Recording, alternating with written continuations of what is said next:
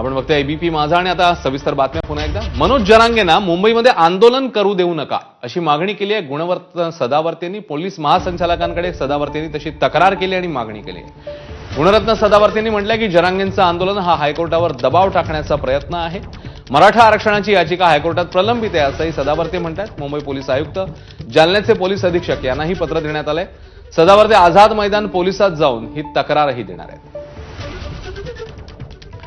याच संदर्भातली अधिक अपडेट घेऊया वेदांत नेब यांच्याकडे। वेदांत, सदावर्तेंनी आता हे पत्र लिहिले आणि स्वतः ते पोहोचतात आझाद मैदानात। ज्या प्रकारे अश्विन आपण बघितलं, मनोज जरांगे पाटील 29 ऑगस्टला मुंबईत आंदोलन करणार आहेत आणि मोठ्या संख्येनं हे सगळेजण मनोज जरांगे सोबत मुंबईत येतील आणि त्यामुळे कायदा सुव्यवस्थेचा प्रश्न निर्माण होऊ शकतो। शिवाय लोकांचा जो लोंढा आहे त्यामुळेही कायदा सुव्यवस्था बिघडू शकते आणि त्यामुळेच त्यांना तिथे थांबावं, त्यांच्यावर गुन्हा दाखल करावा। शिवाय गुणरत्न सदावर्तेंची ही सुद्धा मागणी आहे की मराठा आरक्षणाची केस प्रलंबित आहे, त्यामुळे एक प्रकारे दबाव आणण्याचं राजकारण केलं जातं आणि कंटेम्प्ट ऑफ कोर्ट होऊ शकतो आणि म्हणूनच त्यांनी पोलीस महासंचालक, मुंबई पोलीस आयुक्त आणि आता आझाद मैदान पोलीस स्टेशनला जाऊन सुद्धा या सगळ्या संदर्भात तक्रार दाखल करणार आहेत।